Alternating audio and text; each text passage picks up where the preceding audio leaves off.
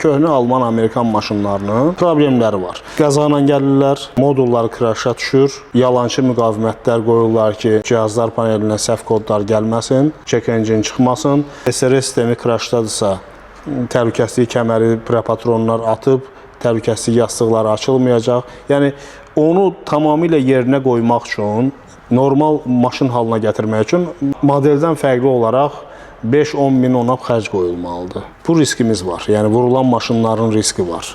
Daha sonra bu köhnə maşındır, servis xərcləri olacaq, nələrsə dəyişilməlidir. Amortizatorlar, yaylar, askı sistemində, ümumiyyətlə hərəkətli sistemlərdə nələrsə dəyişdirilməlidir. Yəni bu xərcləri də davamlı olaraq olacaq. Biz görürük ki, Çin maşını əvvəlki problemlər yoxdur da, yollarımızda nə qədər desən Çin maşınları var. Yəni o baryeri bir xeyli, mən deyərdim ki, 50% Azərbaycan sürücüsü artıq aşıb. Amma 50% hələ də fikirləşir ki, Çin maşını alım-almayım. Səncə o Çin maşını almaq istəməyən 50% fikirləşənlər ki var, onlar düz fikirləşirlər? Tərəddüdlərində haqlıdırlar, yoxsa yox? Hə. Bir növ hardasa haqlıdırlar, çünki pis təcrübə yaşayanlardan nələrsə görüblər.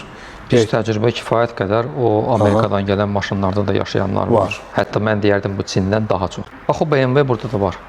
Yerli bazarda. Düzdür, yəni ki, yerli distributorun satdığı bir neçə il sonra ikinci, üçüncü əl maşınlar var. Amma onu almır, adam gedir Amerikadan alır. Məqsəd nədir?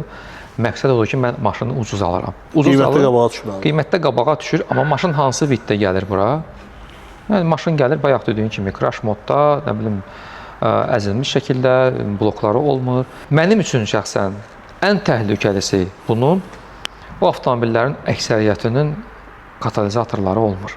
Bunu da burada gəlirlər, hər hansısa bir yolla düzəldirlər, yalancı bir şey qoyurlar içərisinə, işığı söndürürlər, olmasın. Amma mən şəxsən bu hala acınacaqlı hal kimi baxıram. Qəzalı maşınlar ki gəlir, onlar tamam ayrıca məsələdir.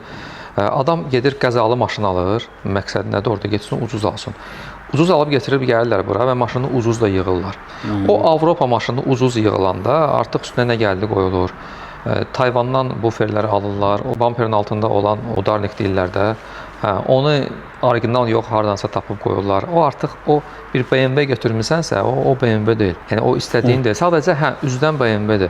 Və hamısı da niyəsə görə Amerikadan çıxıb bura gələn kimi hamısı M5 olur, yaxud M3 olur. Bizdə sadə BMW yoxdur. Yəni gəlirlər bura hamısı, yəni ki, M paket, nə bilim, M disklər, arxa qazan kesildi, 4 dənə vuxlaplar qoyuldu ora, oldu M5. Yəni bu, belə deyək də, tam olaraq ideal maşın kimi deyil. Mən məsəl üçün o klass avtomobilləri alanlara tövsiyə edərdim ki, ondan sonra yeni Çin maşını alsınlar. Yəni onsuz da o BMW-nin o qədər xərci olacaq ki, o Amerikadan elə belə gəlməyib bura. Düzdür, yaxşı maşınlar da olur, amma yaxşı maşın da oradan baha gəlir.